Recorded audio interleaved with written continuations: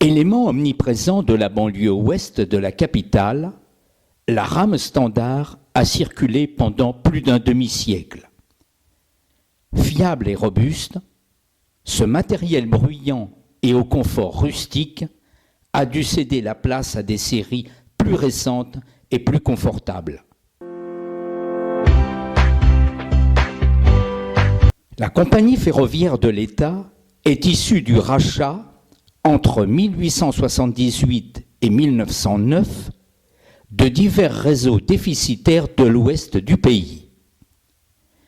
Elle se retrouve donc à la tête du réseau de banlieue au départ des gares Saint-Lazare, Montparnasse et des Invalides.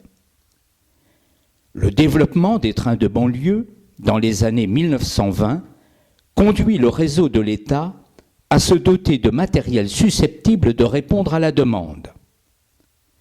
Il poursuit également une politique exemplaire d'électrification, notamment avec les lignes alimentées par un troisième rail au départ de la gare Saint-Lazare. En 1912, un matériel qui préfigure les futures rames de 1924 est mis en service et il est véritablement l'un des tout premiers matériels modernes destinés à la banlieue. Le développement des villes à l'ouest de la capitale, comme Meudon, Chaville ou Versailles, desservies par la gare des Invalides, conduit le réseau de l'État à compléter son parc d'automotrices.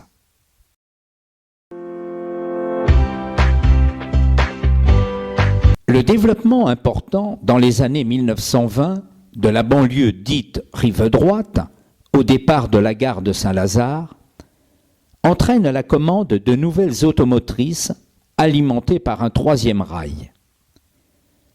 Introduites à partir de 1924, elles prennent le nom de standard et vont connaître une longue et intense carrière. Pourtant, radicalement différentes des unités livrées en 1912, les rames standards se composent d'une automotrice et d'une remorque pilote équipée d'un poste de conduite. Une composition indissociable, sauf en atelier. Quoique munies de tampons, les rames sont couplables entre elles grâce à un attelage automatique. Cette disposition autorise une flexibilité qui permet d'ajuster le nombre de véhicules en fonction des heures de pointe ou des heures creuses. Cet élégant matériel de banlieue va connaître une importante descendance. Il est construit jusqu'en 1930 avec un total de 205 rames et 5 séries.